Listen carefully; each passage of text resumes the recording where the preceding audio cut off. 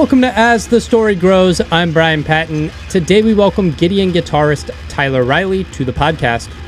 Gideon dropped More Power, More Pain back on March 17th via Equal Vision Records.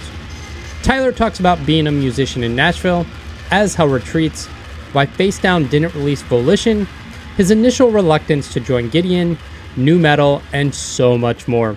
So let's not waste any more time.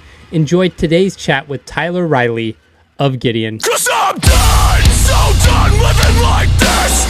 Holding my tongue, clutching my fist, my God. You're throwing dirt on my name while I'm standing 2 feet in the flames, my God. I don't wanna play no games. Gasoline dripping off the words you say. You love to talk that shit, and I love to throw it right back in your face.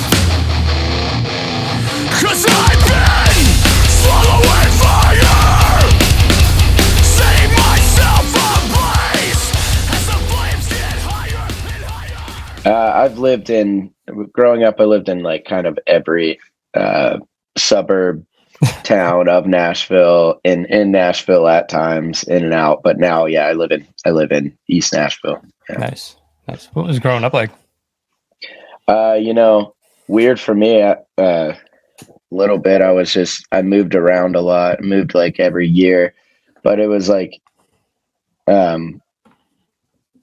Nashville's way different than it is now. Growing up in this area that I live now was like not a nice area at all. And you kind of steer clear of it a little bit, lots of crime and stuff, and half the population here that there is now. So it's a lot different, but it's cool as an adult for sure. What got you into music? My family. My dad was a musician, songwriter. He had a band when I was growing up. They would come and practice at the house, so I'd be a little kid just sitting on the drum set trying to figure out how to play drums when they were taking breaks in between running songs and whatnot. Both my mom and my dad were like they were in like the church band as well when I was growing up. My mom sang, my dad led the band and played guitar and sang. So yeah, it was kind of just normal to me growing up, was just like, this is what you do, you play music. Yeah. If you grow up in that area, is it just something you like fall into? Yeah, I think so. I mean, well, the real thing is that, if you're from, like, my grandmother came to Nashville to play music when my mom was like a teenager, early teens, or in high school. Yeah. So like she came for some songwriting competition, ended up staying. She sang a little on Broadway and here and there, from what I hear, when they first got here. But yeah, so it's most of my friends and from here that have lived here their whole lives. They're just kind of same kind of story. It's like my parents do, or like one of my good buddies who plays in chamber and like Nothing Nowhere now. He, like, his dad repairs violins, so he's like, in the industry because of that, and always around music because his dad's a musician. It's kind of the same story all the way across the board almost. Yeah, for sure. What led you to guitar? Well, partially my dad was because my dad played, but in 7th grade, I was living with my aunt and uncle for a little bit. And my uncle's a bass player. And he was always trying to get me to play bass, but my grandfather had left me a guitar when I don't know how old I was. I was real young. I think like 1st grade, maybe. He passed away and they left me like this guitar is sitting right here. It's a 70s Gibson. Nice. And so way before I knew how to play guitar, I had this vintage guitar sitting in my room, and I would tinker around with it or whatever.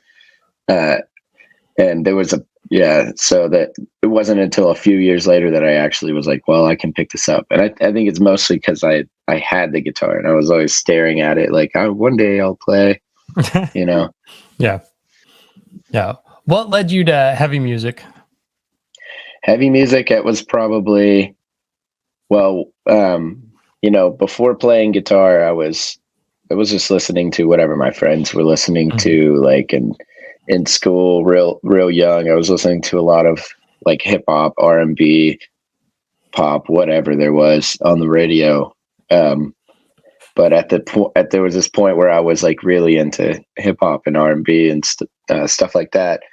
And then somebody showed me Linkin Park, and I was like, well, he's rapping, but there's something else going on here, and so Linkin Park would have been the first kind of like introduction to something heavy. Definitely the first thing I heard that was like screaming, and then playing Tony Hawk. Yeah, it was like the soundtrack to Tony Hawk was all punk and rock music. There was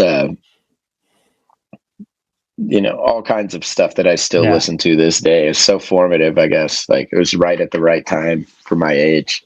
It's like one of the greatest video game soundtracks of all time. Yeah, I mean, to me, maybe I'm biased, but it is the best. Yeah. I played a lot of Tony Hawk in high school. My God, so much. It was awesome. So much. I was skateboarding at the time too, and it just all it all happened so perfectly at the right time, and definitely molded me. And I think a lot of people have that with that game. It's kind of wild. Yeah. I know that like Nashville's known for country music and gospel music, but what was the heavy scene, like the local like hardcore punk scene there when you were coming up through like high school and middle school? Man, it was every scene's dream. Like, no joke. It was like when I first started going to shows, it was, before I played in a band, but I was already playing music, at home and learning. And I had been going through that process for a while. And when I discovered like the local scene, it was like any local band, that we used to have a venue called, there's still kind of a version of this, but it's not quite the same, but Rocket Town in Nashville, it was a haven for anything from inner city kids that didn't have anywhere to go, like after school while their parents were working, to kids like us, coming to see some music or whatever. Yeah. But they had a big venue. It was like, maybe, I don't know what it was. It was like 700 cap or something, 800 cap. And they were in the big room, and then maybe two other stages with smaller and smaller, whatever. But they would put on like local festivals. It seemed like it was like every few weekends. It was just a whole packed thing of all three stages, almost 100% local bands. They would bring out over 1,000 kids, like total. So my first impression was that like, a bunch of local bands get together and there's hundreds and hundreds of people there. Yeah. Which turned out to be a very just right at the right time. But it was incredible when I was growing up. And that really was like, there would be like one touring band out of the lot that would come through, and they'd just be like, what the hell is going on here in this city? And the other great thing about it was, everybody knew everybody, but there were so many different kinds of bands. It was straight hardcore, it was metal, it was death metal, it was pop punk, and everybody was playing the same show. Yeah. And they were also, somebody in some pop punk band, some drummer, he's also playing in a death metal band that night, and so everybody I know, even to this day, it's like we play in so many different bands, and we appreciate so many different kinds of music. And growing up, we probably all rejected country music for a little while, just from being from here and around it so much, seeing the tourists come through and being like, man, that's the worst person in the city right now, is that person who just loves country music. It's weird how things shift in your life as you get older, but you come to appreciate different things, and like the musicianship of things that you just didn't. I think like I mean, we'll talk about this later, but I think new metal is kind of in that space of people appreciating it more now than like back in the day where it was like, oh, fuck Limp Bizkit and like whatever. Thank God. Because I've been a ride or die with that for a long time. I'm just waiting for it to come back. Yeah.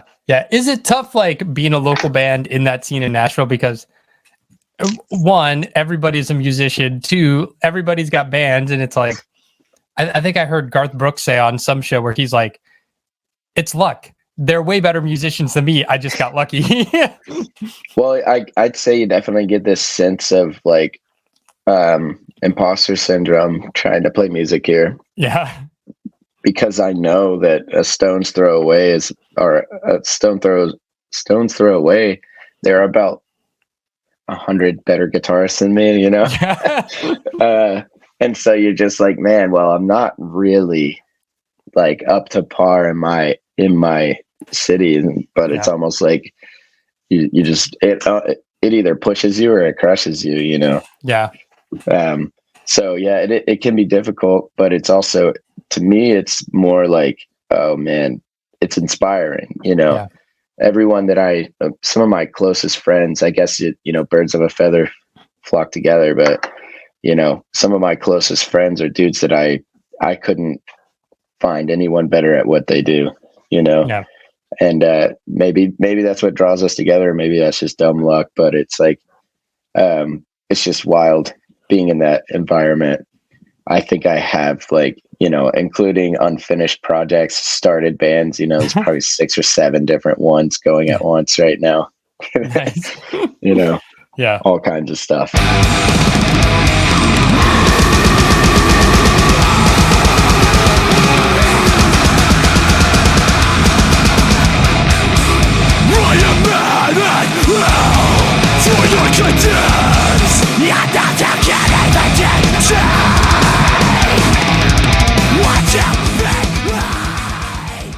How'd you end up in As Hell Retreats? Oh, dude. We went to church together at one point. And I lived outside of town in this town called Hendersonville. And that's kind of where it's north of Nashville. It's where a lot of musicians end up settling down. There's a lake in the town and they all live on the lake. Johnny Cash's old house there, you know, a bunch of even now, a lot of country artists and studio guys and stuff that are successful live down there. But I just happened to go to church there. And there was a show at my church, because my church used to do metal shows. And I remember just seeing, I saw As Hell Retreats play. They did a battle of the bands every year and stuff like that. Yep. I saw As Hell Retreats play in their, you know, probably 2007 or so, and probably late 2007. Saw them walking down the hallway, and I was just like, man, these guys are cool. And they're like my age too. Like, I need to meet these guys. Yeah. And I don't know if you know Blake Hardman. He's played in a lot of bands. So he was there.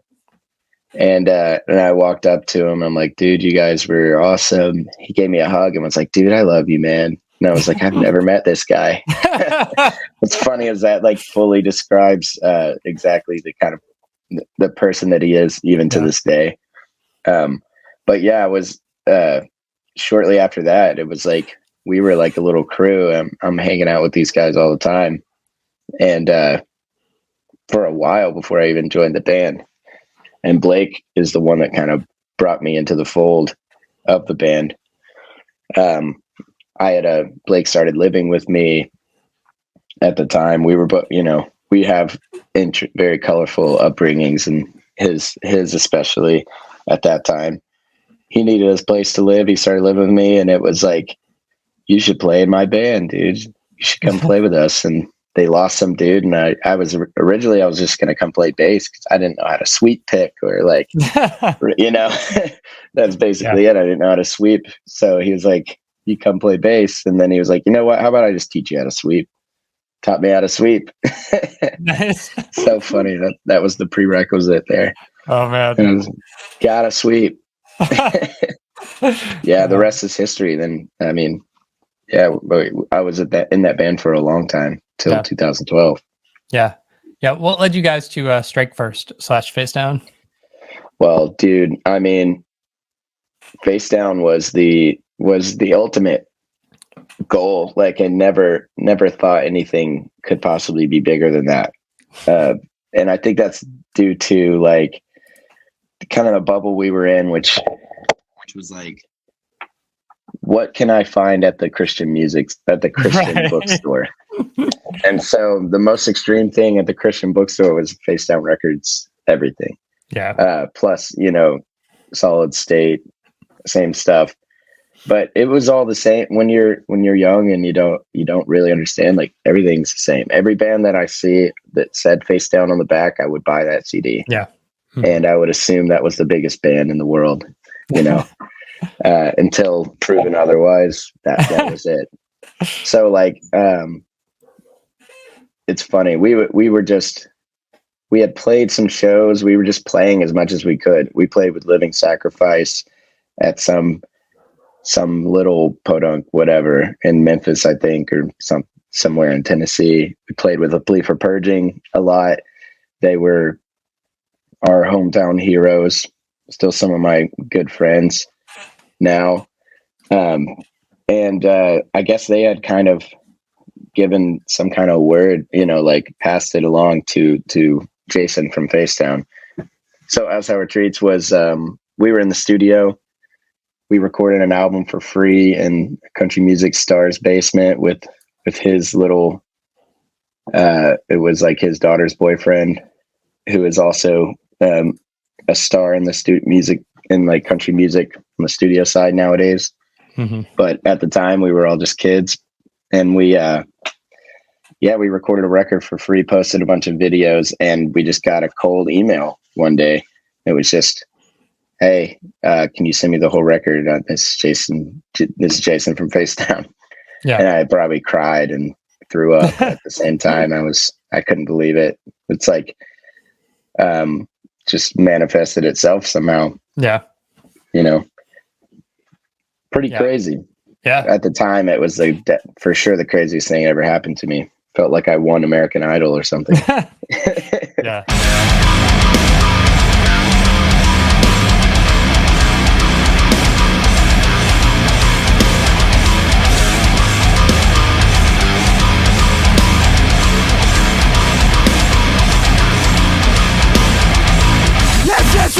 From the truth way in life to above is the mind I'm watching out your way.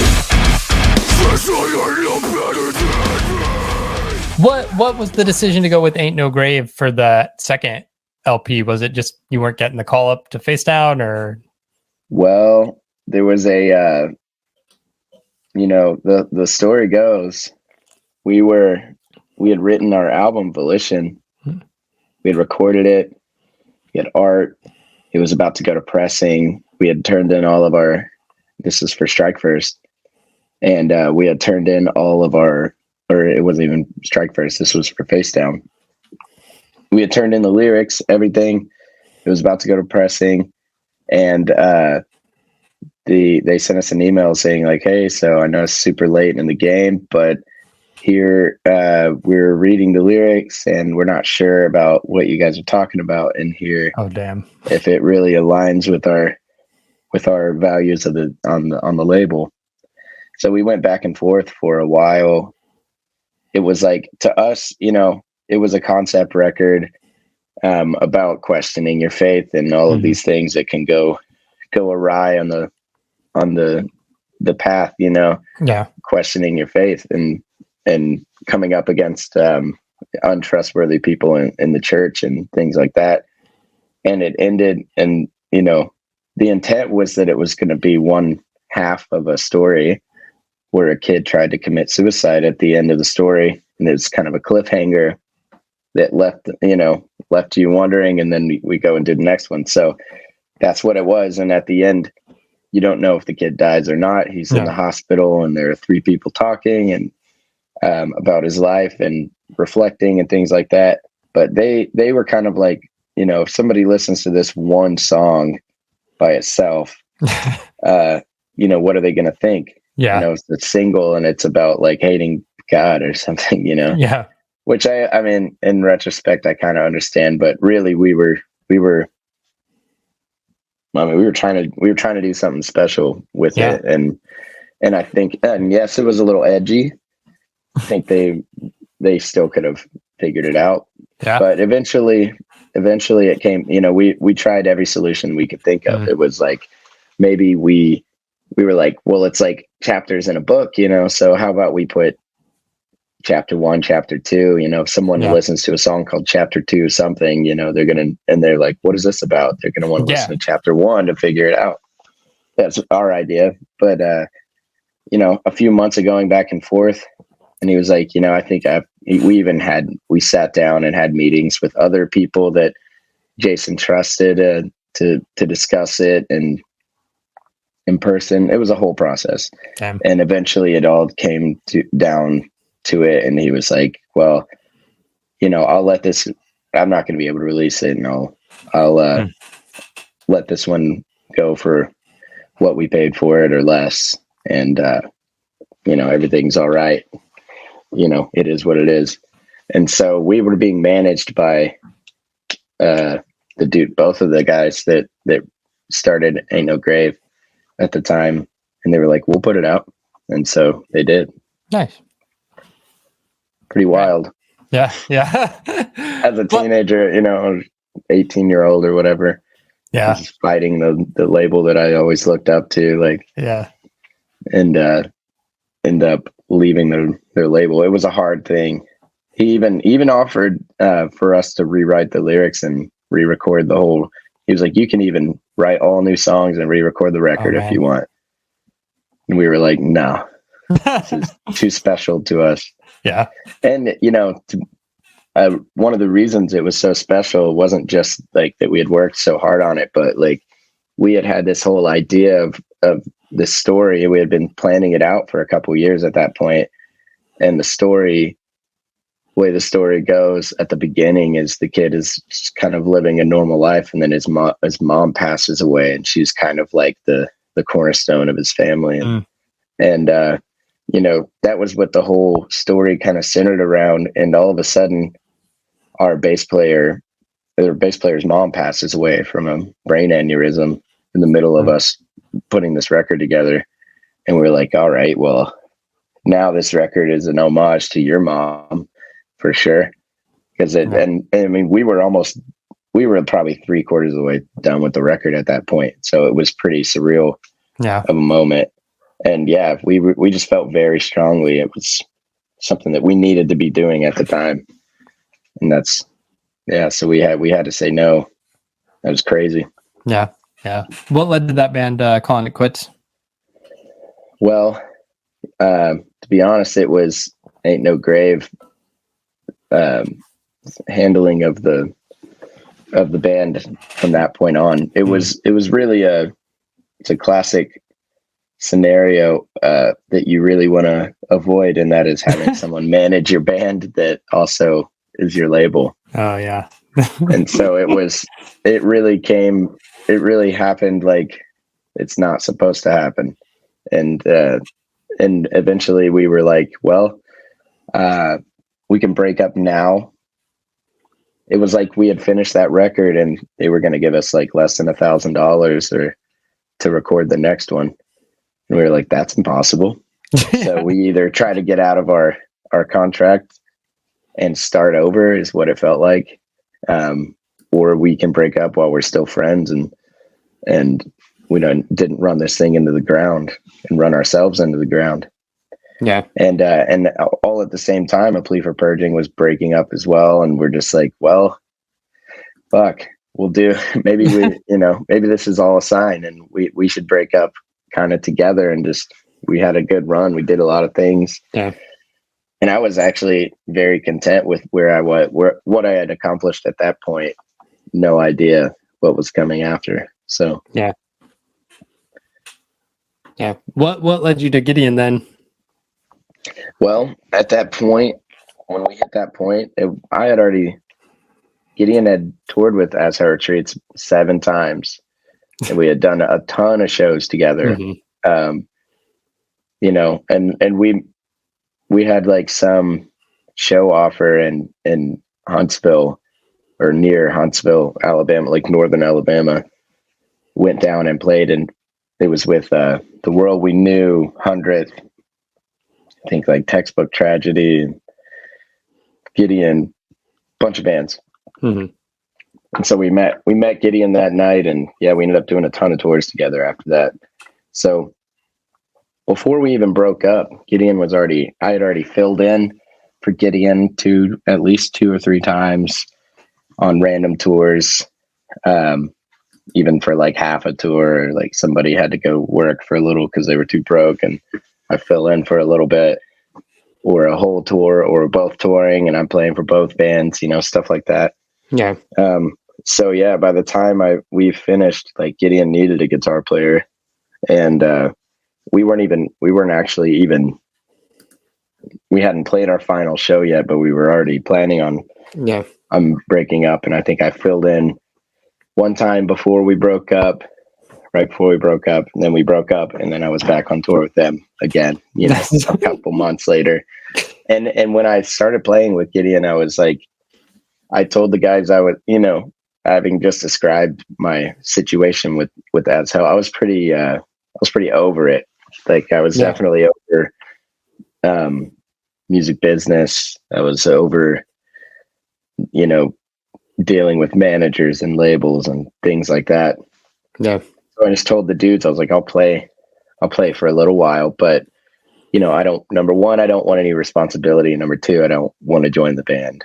I just want to play, you know? And so but I mean, I think it was like the second time, it was probably 4 years later. I was still like, we hadn't really had the discussion, but it was clearly like I'm in the band. Yeah. And because they just respected they respected my stance on it, and just, we never talked about it again. And then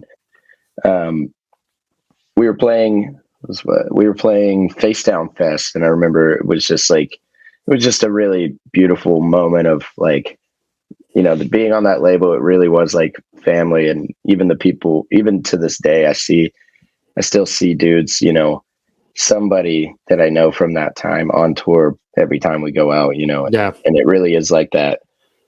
And I remember we were all just like hanging, and I'm talking to Jason, and we're all just cutting up and whatever. And they walked away, and our old guitar player looks at me and he's like, "So I think you should probably join the band now, right?"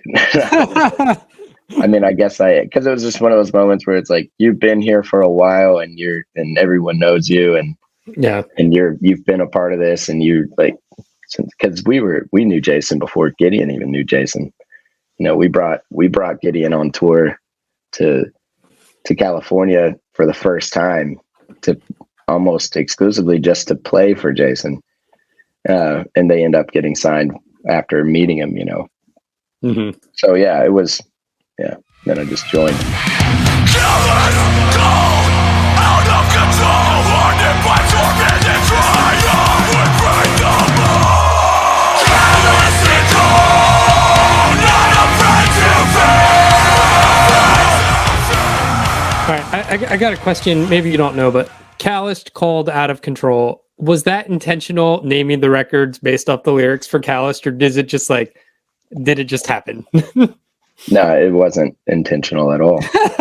Weird how it happened. I mean, when it came to when we named Cold, we were kind of joking, like we almost didn't name it Cold because we didn't want anyone to think that we were going to name the next one Out of Control. And then you fucking did it. And then we ended up in the studio doing Out of Control, and we were just like, are we crazy right now? Or is that like the best name for this album? It just really makes sense for this one. Yeah, no, it's kind of dumb, but yeah, that is what happened. That's funny. What led you guys? We rejected it. We were joking about it when we did Cold. We're like, we're gonna fake them out. They're gonna think we're gonna do that. Like, why would we name an album Out of Control? That makes no sense. And then you did it. It's funny. You did the damn thing. What led you guys off of Facedown and to Equal Vision? So I think we just wanted to grow, Mhm. and in our eyes at that time, we were getting some offers for a couple different labels that really seemed like they were going to be able to help us grow even more.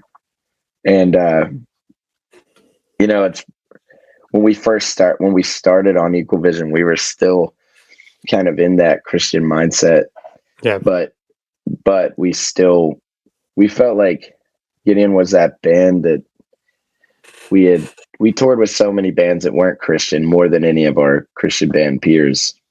And we wanted to know if it was like holding us back. I remember we got like denied for a tour one time because we were like this close, and we accepted the offer, and someone saw we were on Facedown, and we were like, oh, well, fuck that, never mind. And I think that kind of really stuck with us. No, all respect to Facedown, but it felt like it was affecting us in some way, and we were like, well, I guess we won't know unless we try something else. Yeah. So and in that process of talking to labels and stuff like Equal Vision, we were kind of afraid to take a jump out of such a family oriented situation with Facedown. And it became apparent pretty quickly that like EBR was like the same kind of situation in a different way. But we met and had dinner with Dan from EBR, and he was the only representative, first of all, that met with us before sending us any kind of offer. Which to us, it just kind of spoke volumes, because people were just throwing numbers out, and it's like, you've never met us. And, I respect, that that's how it works. But when this one label was like, I'm going to wait and I'm going to meet you, we're going to talk. And they were the only ones that told us, like, that wanted to know what we wanted to do and weren't trying to talk themselves up. Like, I'm going to do this, I'm going to do that, I'm going to do that. First thing he says is like, what do you guys want to do? Like, what's your goal? And that was he just leveled with us. It was super real. And we were like, all right, so this is a perfect move where we're going to feel comfortable, with the label that feels like, once again, kind of like a family, It's not all business. And so after that meeting, he ends up sending us an offer that was, close, if not the best offer that out of anybody. And we were like, no brainer, let's go. Yeah. How has that transition been? Because I know, like, who did I talk to recently? I think JB from ABR was talking about like leaving Solid State and trying to like break to a bigger audience. Like there's this very loyal like following in like Christian hardcore metal, but then when you're like, we're not that anymore, people turn against you real fast. I often think of, have you ever seen that movie Saved with Mandy Moore? I think I have, but I think it's been a while. There's a scene where she like looks at her friend and she's like, I'm trying to share the love of God with you, and throws a Bible at the back of her head. It's like, that's what it feels like on Facebook when you come out and we're like, we're not a Christian band. People are like, you're going to hell. Yeah, no, totally. We still get it. Yeah. Still to this day. It's a little less like extreme and angry as it was at the moment of the transition. It's really tough, actually. It was very, very tough, because at the same time as having the most like existential moment in our personal lives, right, we're having this like full onslaught of hatred and judgment and misunderstanding, and just kind of thrown at us all at the same time from like an ungodly amount of people. Right. It was like, it was not even, and in our eyes, we could see it pretty clearly from the backside of it. It was like, a lot of these people who were saying these things are people that weren't really supporting us anymore at that point. Or like, if you had been to a show in the 3 years predating that moment of shift, I mean, when we switched labels, there wasn't really any backlash like that. Yeah. I think, you know, Equal Vision was wholesome enough as a label. I don't think anyone really questioned whether we were still Christians or not. But yeah, when that moment came and there was an article and everything, and, you know, for us, it was just all about transparency. We felt like we had to be as like authentic as possible. And when it came to a point where we felt like it wouldn't be authentic to not share that, that's when we decided it was time to share. But yeah, it was a difficult thing. Something we still, you know, it's a lot easier now, but something we still deal with this day. What's it gotta be like that? I think you know someone reach out to get pushed back. I found that I check myself and realize no more Mr. Nice Guy. 'Cause I done let this slide 1 too many times. And my mother ain't raised no bitch. Think I had enough of your shit, boy. I'm done.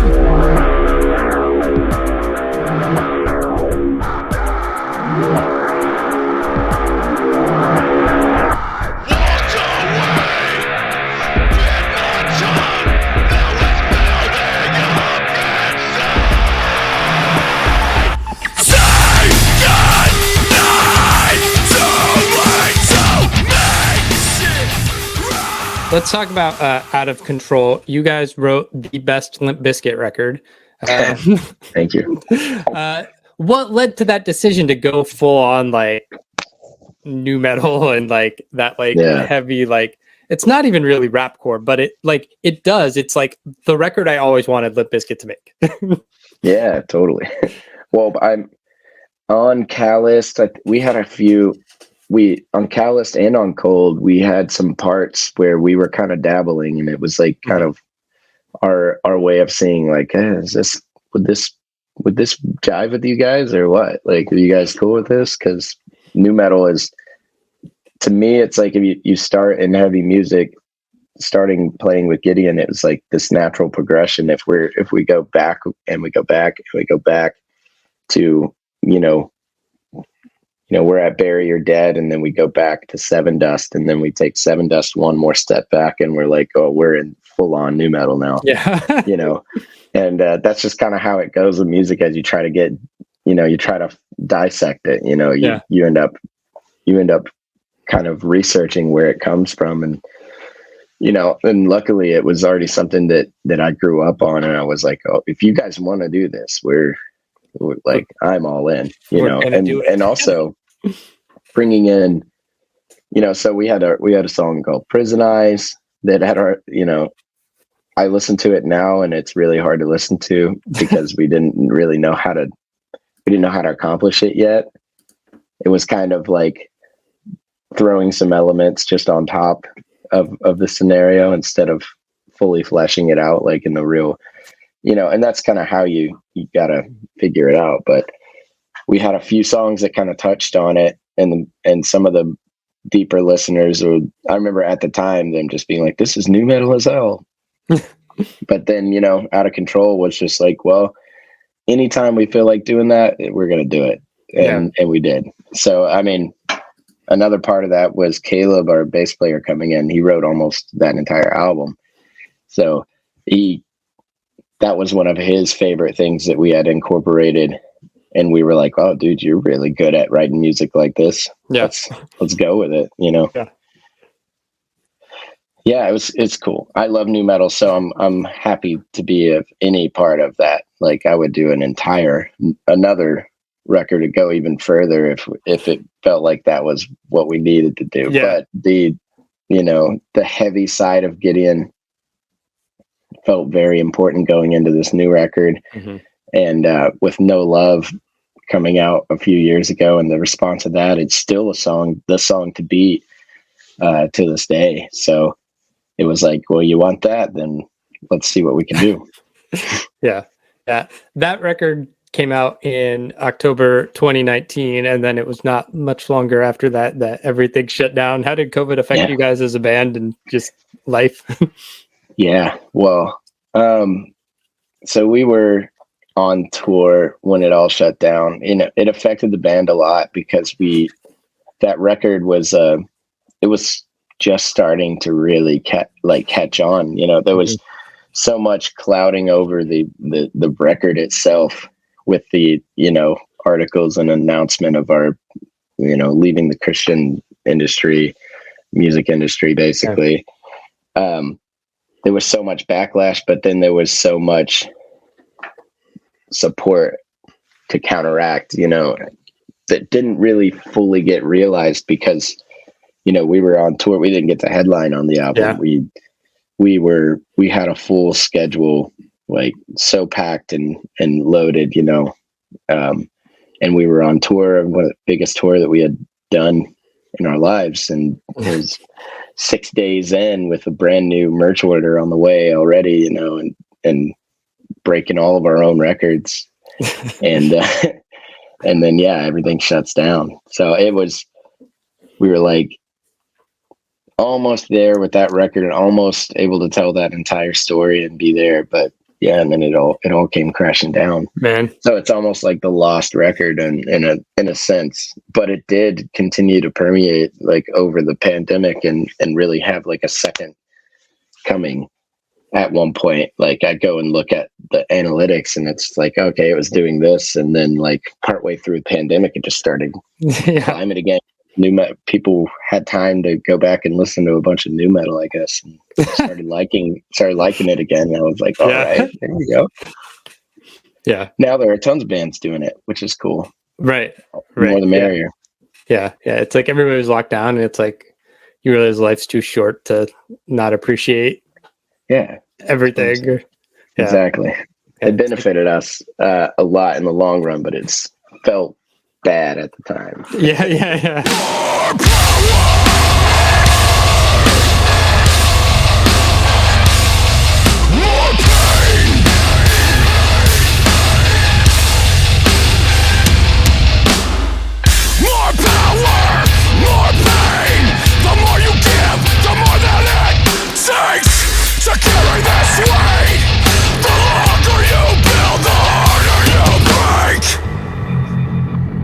More power, more pain. Where'd the title come from?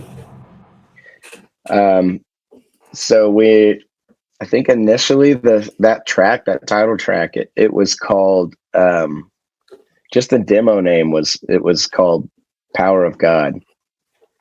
And, no real reason for that title. It just was so heavy that like it ended up getting that name. And then, as we were, it just came up and lyrically in the studio. And I remember we actually, after the record was done, we didn't know we were going to name the record that, but that song just turned out so well, that we were having a drink with our manager, like a few months after the record was done. And we're thinking about just naming it More Power, More Pain, that song. And, you know, he's like, dude, more power, more pain. We're just thinking about how it could look and how it just feels with the overall album, and it just all made sense and it encapsulated it. It's, you know, I feel like that's how we know in our band and probably in a lot of bands that like it's the right thing, is that it just kind of falls into place. Yeah. And it's not forced. And that's another example of that. It's kind of happened. Yeah. Who came up with the album artwork idea? So Cameron Burns is the dude that designed it. And what's funny is he designed that for Out of Control. Mm-hmm. And we were kind of like, man, with everything coming along with this record, if we put out a goat head on our album, I don't think it's gonna be, it's a little too far. We'll be a little misunderstood if we do that. So we were like, this looks cool, but we can't. And, you know, More Power, More Pain, we had a couple other drafts that he was making some stuff for that one. And we were like, yeah, this is cool, but there's something missing. I don't know what it is. And, Caleb, our bass player, he was just looking back at I don't know what possessed him to go back and look at some of the other ideas that he had for Out of Control, but he did. And he saw that one, sent it to the group, and was just, at this point, we had forgotten about that cover completely. And he was like, guys, what the fuck were we thinking when we said no to this cover? And sends it to the group, and we were like, oh my God, this is perfect. Yeah. So it was already done and made, and it was almost exactly what it is right now. Because we had told him for Out of Control, we have like a bull skull on the front of the car, and there's barbed wire fence and all this stuff. He was all these elements that he was working with, and so he had come up with that. And yeah, like I said, it just wasn't right for that one. But then when it came to this, it was like, that is it. Once again, it's just it. That's right. Were there things you knew you wanted to do musically on this one, coming out of like the real heavy nu metal record into this is more in the vein of like, it's got elements that remind me a lot of Hatebreed while still tapping into that vibe of Out of Control, of just like not giving a fuck. Right? Yeah. Yeah, no, I definitely, there were like, coming into that record, I knew a couple things. One, I knew that I wanted to try to, we needed to have some old school songs on it. And in my eyes, I was like, we're more equipped than ever to make a song that stands up to these old songs. Because they just, I didn't write those songs, but so I can say this, but they fucking crushed those first two records, as teenagers writing music. So influential even now. But so I was like, let's take a crack at it. I think we can really do it in a way that it's, because my thing is like, you throw it back and you do some old stuff. It has to stand up. It has to either beat it, or it has to stand right next to it. Otherwise you're just doing it at disservice. So I knew that we wanted to do things that were more reminiscent of No Love, and not that we didn't try before, but same deal. It's like, I'm not going to just copy this song and do it worse. And just because everyone wants to hear more of this, if it's not, the idea is not there, then it's not going on the album, So we had a lot of time to reflect on that over the pandemic. It was like, what makes this song tick? And like, let's write some more stuff that will make people feel like that.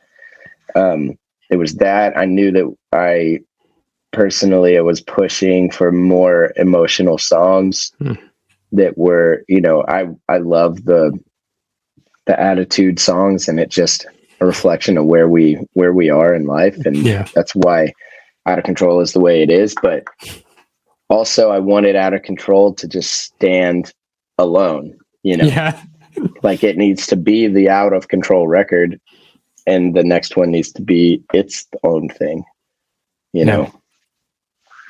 So yeah, we had a lot of ideas going into it. Things that we wanted to improve or portray. Yeah. Record's been out not even a week yet. Friday. Yeah, Friday. So how's the response been so far? It's been awesome. I'm like blown away. I know how hard we worked on it and how good we felt about it when we left the studio and when we were done. When we were listening to songs in the studio, teary-eyed, like we did it, but that was over 2 years ago now. Right. Yeah. And so it was just like, well, I hope that by the time this comes out that, so much time had passed that I was hoping that it would still have that. And what's great is, I guess it seems like we were able to kind of roll it out in a way that made people really understand what we were going for. And it's all been so great, and I'm so grateful for it. Is it weird to put out a record and not immediately go out on tour? Yeah. Yeah. But, what's great about that is our tour that we just did, before the album came out, the tour was so great that it's only up from here now that the album's out on the final days of the tour. And it's like, well, what's going to happen now? Because it's only going to grow, especially with this kind of reception. It's we're super excited for that. And we haven't announced, but we'll be playing some shows in the next month or so. Yeah. So it's not too bad, but it's all part of the plan. I don't